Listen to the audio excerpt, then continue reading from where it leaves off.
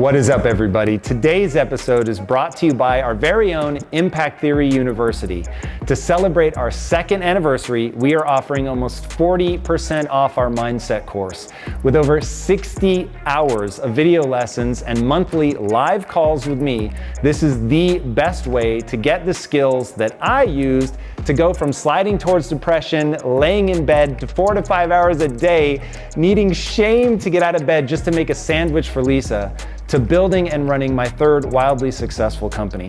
Guys, I'm telling you, these are the skills that will change your life. Learn more and sign up today at anniversary.impacttheory.com, and I'll see you on the inside. Take care.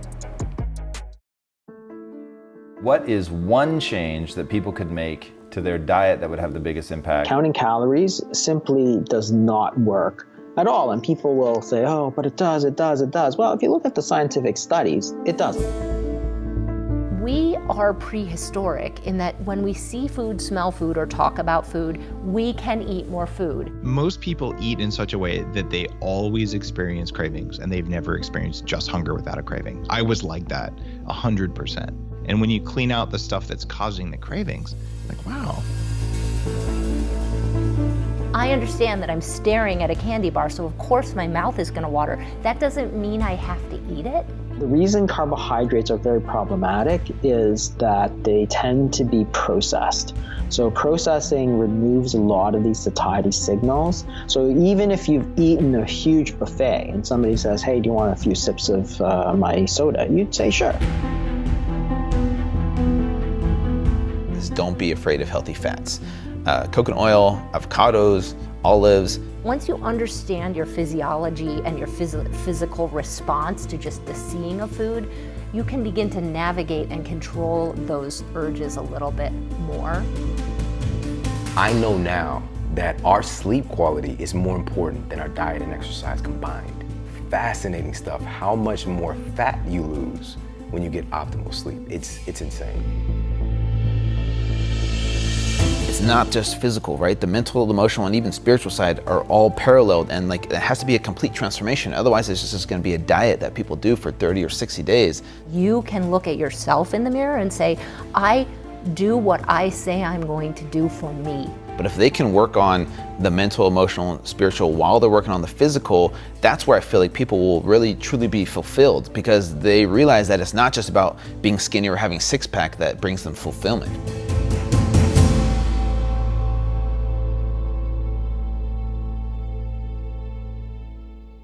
What is one change that people could make to their diet that would have the biggest impact? And I'll be cheeky and sneak in and say, and also what's one change that they could make to their workout routine that would have the biggest impact? Gotcha. So the number one thing diet-wise is don't be afraid of healthy fats. Coconut oil, avocados, olives, implementing these healthier fats into your diet, just starting off with that. We've been doing low fat for so long. I think just adding in healthy fats can make a huge difference with people feeling, satiated and fuller longer. I think that's the easiest thing to do for people, right? And people like butter and they like, full fat cheese. And so these types of healthy fats, I think would be an easy, good start.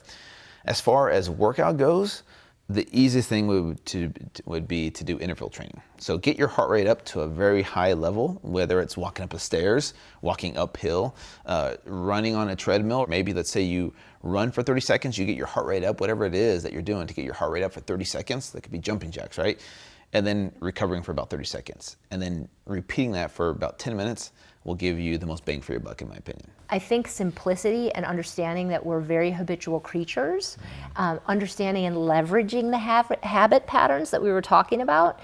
Leverage your habit. Don't hate your habits. Don't be mad at your habit. Create new ones and leverage it. So there's sort of a moat around your castle. Like you just kind of wake up and you make one of these great 5 healthy breakfasts and you don't even think about it anymore. I always call it the beginning of your healthy meal repertoire, because we're just going to add to it, right? So your friend calls and says, let's go out for Mexican. And you're like, oh God, what am I going to do? How am I going to do this? And you kind of do a little bit of research and you realize, you know what, I'm going to get the fajitas. I'm just going to eat one tortilla and get the rest of it over salad. I'm going to try that, see if it works, right? Try on that hat, see if it works.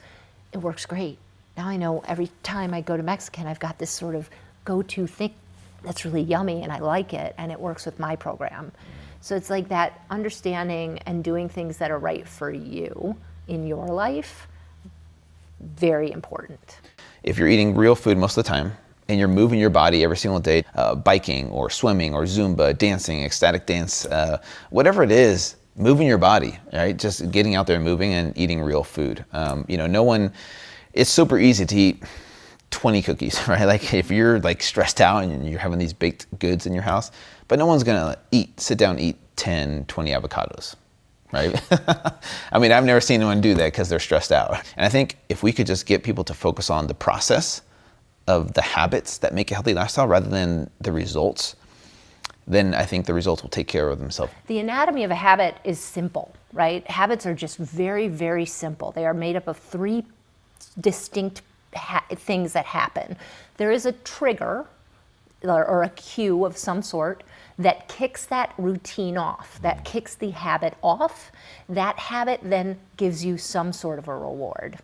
So you may know that it would be best for you to have a healthy breakfast, right?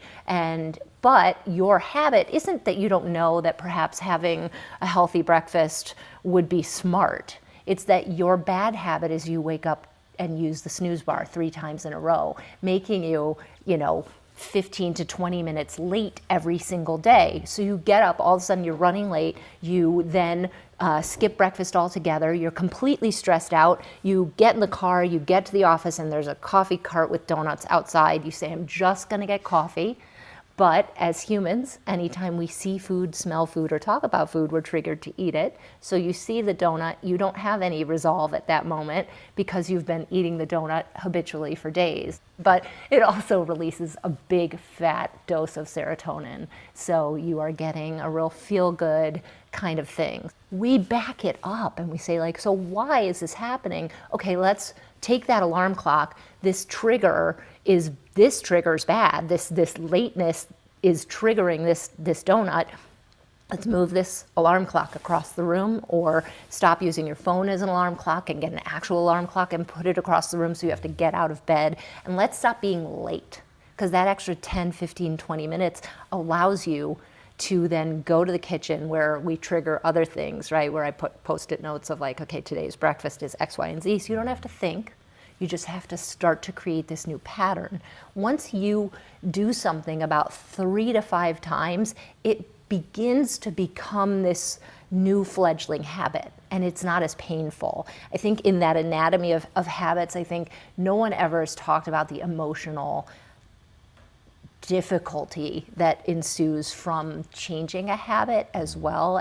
I like to tell people to be aware that there will be so many emotions when you try to change something that's so comfortable and you don't have to think about. You will be mad, you'll want to stomp your feet, you'll feel angry, you'll feel sad, you'll feel, all of this anxiety. It's just that your body wants so badly to not have to think about these sort of less than important decisions that it feels very painful. But if you will repeat those things, as I say, 3 to 5 times, they become this fledgling habit. And you just need to sort of fan the flames of that habit. Soon enough, that becomes the comfortable thing. And all of a sudden, breakfast is knocked out. Like, all of a sudden you're like, oh gosh, I've got the stuff in the house, I'm eating breakfast every day, I'm not getting over hungry, I'm not eating the donut. That starts to lead to actual weight loss. What I had learned in medical school was all about sort of calories in, calories out sort of thing. But the more I looked into it, one, it's a very, very unsuccessful way to lose weight. Counting calories simply does not work at all. And people will say, oh, but it does. Well, if you look at the scientific studies, it doesn't. Every single study that's looked at sort of, say, trying to restrict calories leads to, at best, a couple of pounds of weight loss over like 8 years. So you acknowledge that if you take calories out of somebody's diet long enough, they are going to get lean, regardless of anything else. So where does that paradigm break down in reality? And is it just willpower that people aren't sticking to it, or is it something else? Well, it's something else. And the whole point is that it's not the number of calories, it's what your body does with those calories. Because if you take 100 calories, if you eat a cookie, for example, and you take 100 calories, your body has a decision to make. Do I store that as body fat, or do I burn it for energy and, say, increase body heat generation, for example? And that's the basal metabolic rate. That's the number of calories that your body uses in a day. So which your body does. So for that same 100 calories, you can either become fatter or you can have a bit more energy during the day. And which one your body does really depends on the hormones that are associated with the foods that you're eating. And that's the real key, because if you simply cut calories, and this is the way that I was taught and everybody was taught, you simply cut the fat, eat less fat, because fat is very dense in calories. You get less calories, and therefore your body is going to lose body fat. But that's not necessarily true. If you eat 500 calories less, your body could simply decide to burn 500 calories less, and you won't lose any body fat. And it's not a matter of thermodynamics, because that whole idea that it's just about thermodynamics assumes that your basal metabolic rate remains absolutely rock stable. That is, if you're using 2,000 calories a day today, you go on a diet, you'll still use 2,000 calories a day, but you won't. We've known that for at least 100 years of basic research, that your body will actually use fewer calories. So cutting 500 calories a day, which has been the standard device, is very unsuccessful, because if you don't change the hormonal system in your body, and different foods contain different hormonal instructions, your body could simply decide to burn 500 less and you will not lose body fat. So it's simply false to say if you cut 500 calories a day down, you'll lose a pound of body fat a week. It's actually not true in any way, shape, or form. It's not the total number of calories that's important. It's what your body does with those calories, and that depends on hormones. And in fact, everything in our body runs on hormones. Those are the instructions that we give to our body as to what to do. So everything your body does or doesn't do depends on hormones. Those are the sort of mediators. Do you feel stuck, hopeless, frustrated, or even just lost? Do you feel capable of more, but you're not sure how to get there? Well, if that's how you feel, trust me, I've been right where you are at, and now I want to help. My Impact Theory University Mindset course is a digital learning platform that will help you strengthen your skill set to get over any negative self-talk and discover the power of a growth mindset. You're also going to have access to a global community of other people that are developing a growth mindset, fellow students like you, and this includes student-led accountability groups, virtual monthly meetups, book club, and a whole lot more. And to celebrate our second anniversary, I cannot believe we've been doing this for 2 years. It has been amazing. I'm offering my entire mindset course complete with live coachings from me for almost 40% off. Just go to anniversary.impacttheory.com to learn more and sign up, and I will see you guys on the inside. Take care. Coming out of the Weight Watchers world, right, which is a low-fat, almost no-fat diet, and I started to really disagree with it about 5 years ago, and I'm trying to help the Weight Watchers members who've been stuck in this mentality sort of gently teach them about moving into high-fat foods and not fearing them, because I get to work with these people face to face. This is real. Like, people are stuck in the 80s. I'm not kidding. Like, they're stuck, and they're like, where are my snack wells, man? Like, I'm like, you shouldn't be eating that. Like, how do I move you? So yeah, this is a very gentle movement and fluidity, and in eating the things you love and learning to manage the things you love is the key. Like, that is, like, for me, I drink wine. And yes, I've definitely fallen on my face with that, literally, more than, I've had my issues learning to manage it, but I came up with a personal system that really works, right? Like, I don't have it in the house. Before I can have a glass of wine, I have to have a glass of seltzer. In between every glass of wine, I have to have a glass of seltzer. That spreads out my drinks. Now that's habitual. if pizza is your thing, if you make it taboo over here, it's now bad, right? What happens when something's bad and we feel guilty or shameful over eating it? We're gonna highlight that reward system. We're gonna go overboard with it. So I'm trying to get people to say like, okay, I am gonna look at my week, and on Friday night we are going out for pizza and I'm going to have it, but I'm gonna have a salad first, right? I'm gonna do some behavior. I'm gonna shift some behavior around that food to see how that impacts me. I may still not fail, it's a terrible word, but I may still not do as well as I was hoping I would, like my mimosa day, but I learned something, and I'm gonna keep chipping away at this thing that has become something bigger than food, right? That is now bigger. That pizza is now not just pizza. It's like, it means so much more. So you've got to kind of chip away at that and try different behavior around it. If you can start to navigate this very dangerous environment that we live in and say like, okay, I understand that I'm staring at a candy bar, so of course my mouth is going to water. That doesn't mean I have to eat it. Once you understand your physiology and your physical response to just the seeing of food, you can begin to navigate and control those urges a little bit more. Why are carbohydrates more quote unquote problematic when it comes to storing fat? The reason carbohydrates are very problematic is that they tend to be processed. So processing removes a lot of these satiety signals. So even if you've eaten a huge buffet and somebody says, hey, do you want a few sips of my soda? You'd say, sure, no problem, because they don't activate your satiety mechanisms.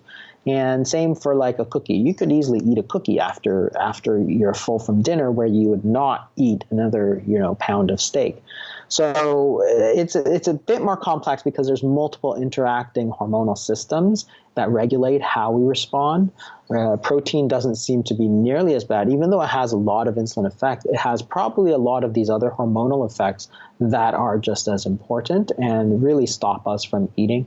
Just like if you were to eat steak and eggs in the morning, a lot of fat, a lot of protein, it tends to keep you more full than if you're to eat white bread and jam. You eat that, and then at 10:30, you're looking for a low-fat muffin, for example. And this is one of the things which I always say is like, when you're thinking about weight gain, weight loss, you really have to think about hormones, because it's really a hormonal imbalance, not a caloric imbalance, because the calories on all these foods can actually be exactly the same.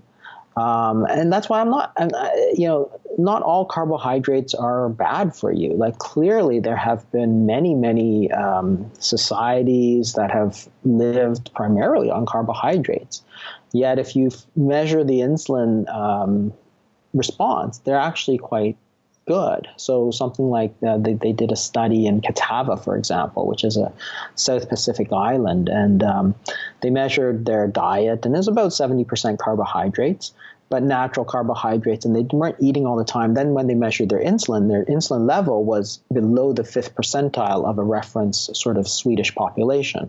So that means that even though they're eating a lot of carbohydrates, their insulin levels are still very low. So there's lots of things, not only the foods that you eat, but also the frequency with you eat them plays a really important role, and the amount of processing that goes into it. And you can see that effect in something like the glycemic index, where when you eat white bread, things just spike way up. But if you're to eat beans, which is all carbohydrate, the glycemic index is much, much, much lower. And most natural foods are like that. You don't see that huge spike that you get. So the processing of the carbohydrates makes it especially problematic, because it is a fuel source for our body that our body is able to use very easily.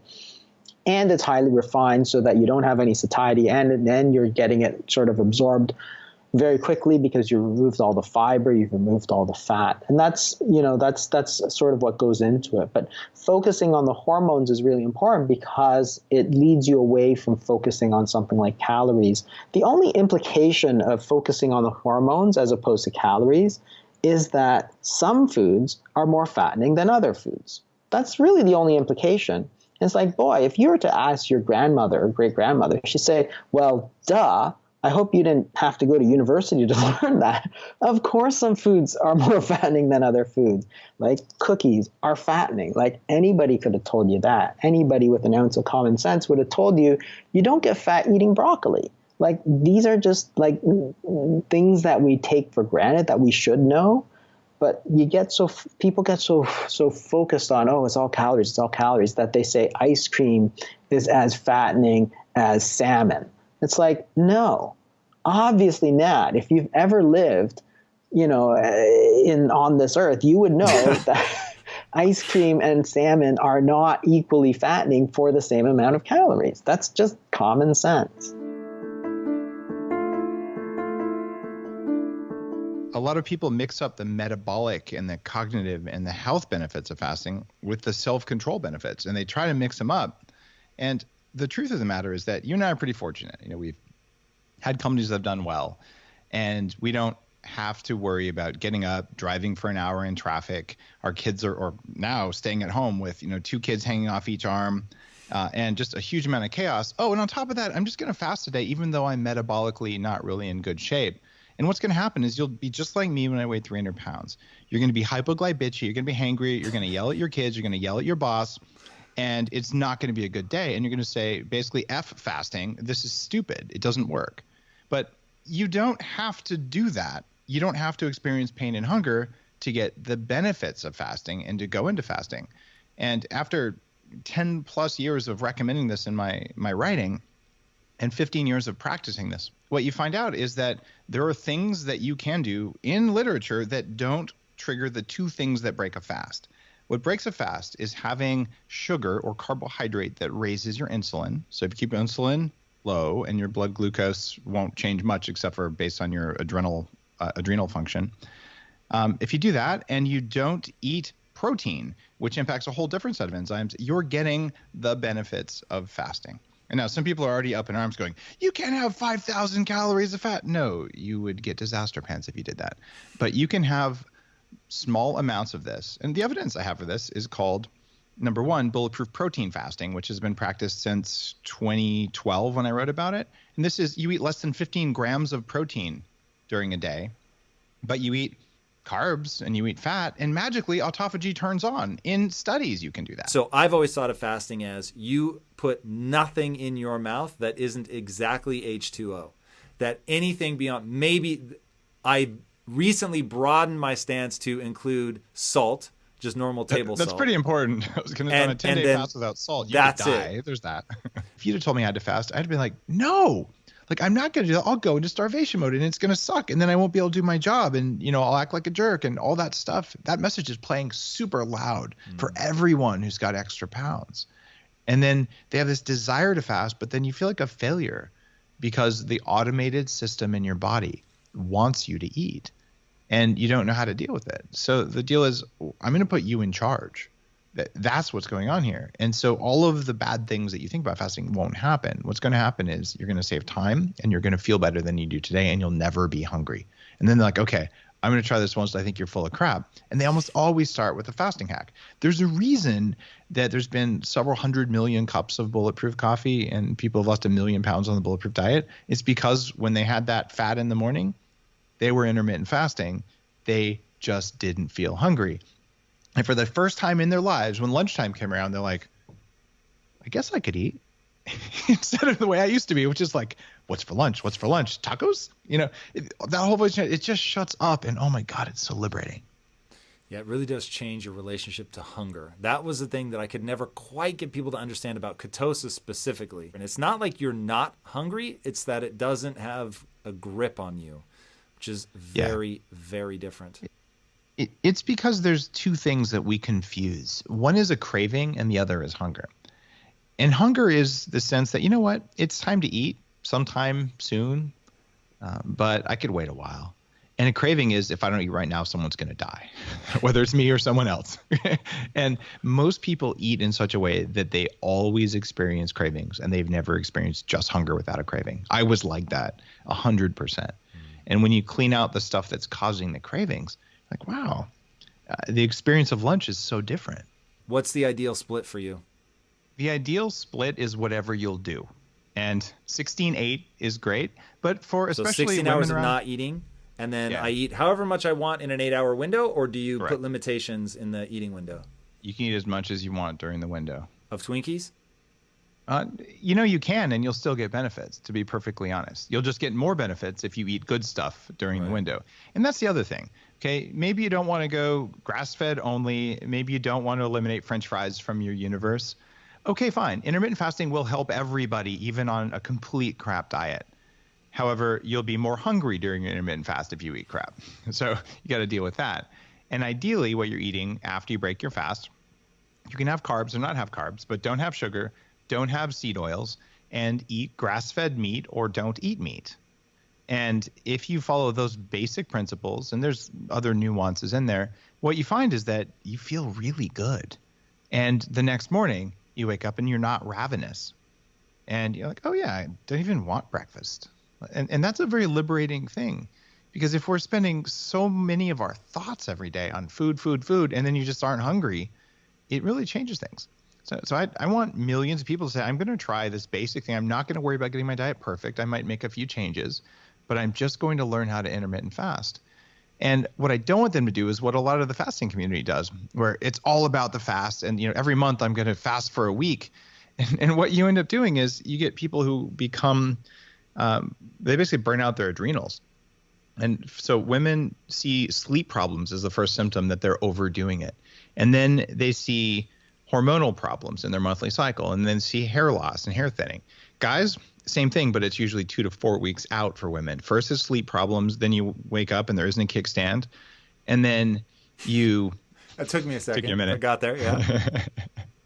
And then after that, you can see hair thinning as well. And this is from excess cortisol because you overdid it. And you can see the same thing from just being keto for 3 months straight. Right. That's why I've always recommended cycling, because I made all these mistakes when I was learning about all this stuff. It was just very early days. And so how do you make this sustainable? And the truth is, fasting the same way every day is bad for you because it doesn't lend your body the idea of metabolic flexibility. It's like, oh, I live in a world where there's almost never enough food. So have breakfast every now and then. At least, Saturday morning, have breakfast with your family. And you can have a keto breakfast or you can have the gluten-free waffles, whatever you want. You should be able to handle that. Just don't eat bad oils. And over time, it takes about 2 years to replace half of your cell membranes, the oil in those membranes. Over time, you'll become more and more metabolically flexible because your cells work better. But if while you're intermittent fasting, you're still eating a ton of junk food, you won't get that benefit, but you'll get many other benefits of fasting. You're still going to lose weight. You're still going to have an improved blood sugar profile, but not as good as if you made a few changes in the diet. So this is something everyone can do that's cheaper and more convenient than what you do in the morning right now. I know now that our sleep quality is more important than our diet and exercise combined, and what it does for our health and also literally our physical appearance. Fascinating stuff, how much more fat you lose when you get optimal sleep. It's insane. When we're talking about how sleep influences your body composition, I think everybody needs to know this. This study really blew my mind, and this was done at the University of Chicago. And they took people and they put them on a calorie-restricted diet, kind of typical stuff, again, I'm taught in college, to see the impact on weight loss when they're sleep deprived or getting enough sleep, right? So they put the people on this particular diet, monitor everything. One phase of the study, they're getting 8.5 hours of sleep, all right? And then they track all their metrics. Another phase of the study, same exact diet, same exercise, they don't change anything else, but now they sleep deprive them, and they take away 3 hours of sleep. And so now they're getting 5.5 hours of sleep versus 8.5 hours of sleep. At the end of the study, they found that when individuals were well rested, they burned 55% more body fat just by getting more sleep. And so the question is, how does this happen? Melatonin, when I talked about this a little bit earlier, it's not just that it's involved in sleep, it's also involved in fat loss. And this study, this was done in the journal Pineal Research, found that melatonin production helps to increase your body's mobilization of something called brown adipose tissue, right? This is a type of fat that burns fat, all right? And the reason that it's brown is that it has more mitochondria. So it's very energy dense, right? These mitochondria, just for people who, I'm sure people have heard of this, but it's like these energy power plants in your cells that are creating the energy currency of your body, like how you experience energy, the energy exchange, something called ATP. And so when you are producing adequate melatonin, you're producing and mobilizing adequate amounts of brown adipose tissue, which just puts you in a metabolically advantaged state, all right? But if you're not getting the melatonin production, which you've got to meet 2 requirements. Number 1, you need a biological night. So that means this could actually be during the day, but it's a consistent cycle of when it gets produced. But the other requirement needs to be met, that you need darkness. Your body produces melatonin exclusively in darkness. And so that's one. Also, how do they get that body fat change? HGH production, which we talked about too. Human growth hormone is muscle sparing, and it's a big driver of energy. It's also known as a youth hormone. Kids have an insane amount of HGH being produced. This is why they have so much energy. We have a pretty sharp decline in our production right around 18 to 20. But my argument is that around 18 to 20, we generally in our culture, like we leave the house, we might go to college, that kind of thing, and we no longer have structure, we no longer have rules, and we're not going to produce as much HGH. Transformation is so much more mental and emotional than people think. And if you've never been overweight, mostly what you can relate to is the physical side of weight loss, right? Eat less and work out. You know that, right? You got that. You've lived that. But the mental and emotional side, you haven't lived that until you've kind of been down this path. And so for me, my eyes were opened. I realized just how wrong I was with trying to help people, right? And you mean your strategies were actually bad because you didn't understand the mental? They weren't bad. They were just incomplete. They were just focused on the physical. So if someone was struggling with their transformation, I'm like, okay, let's change up your macros, change up your calories, change up your workouts. That's the missing component, right? That's what I focus on because that's all I knew. Rather than trying to help them on the mental and emotional side, which is what people struggle with, right? I think people, it's not so much a lack of knowledge, right? People know they need to eat healthy and work out. It's the application on the mental and emotional side and the consistency of living that lifestyle over time. And that's where people struggle is maintaining as a lifestyle change, which is more up here than it is in the gym or in the kitchen. So I want to really define what you mean by mental and emotional. Okay. So what is it that people are struggling with? An attachment to food, the emotional reward of eating? Like, what is it? Yeah, and it's different for each person. The thing that I realized was how powerful the emotional connection to food really is. Whereas before I'm like, look, it's not that hard. You just, stop eating the junk food, put down the soda. You go to the gym every day. What's wrong? Like, it's not that hard. Until I lived it, even though it was only for just 6 months. When I switched and tried to lose the weight, that emotional connection to food was way more powerful, even for me as a trainer, someone who lived their whole life healthy. And my body went through those withdrawal symptoms, right? Almost like a drug addict. I won't say I was addicted. Some people are truly addicted. But for me, just being aware of how powerful that emotional connection to food really is. What do you do when you have cravings, or when you eat your emotions, when you're sad or you're happy? We celebrate, or we had a stressful day, so we're like, you know what, I deserve wine and chocolate tonight because I had a stressful day. So how do you help people through that? So I grew up in a morbidly obese family, so I know exactly how people can find comfort and or celebration in food. How do you help them dive into that? Like, do you get like psychological and actually almost like a therapist walk them through that stuff? So there's obviously a physical component of transformation, so that you help them with the physical side. But I think, it's like 10% that, 90% help them with the mental and emotional side. And how I do that is putting them in support groups, right? So it's not just me, because I'm still a fit guy. It's putting them in a support group where it's a safe place for them to share their struggles, their successes, their failures, and receive that encouragement and that empathy, that love, and that people letting them know that they're worth it to continue to fight for their health. I think that's the majority of people that struggle with their health. Some people really don't feel like they're worthy, and how do you convince someone that they are worthy?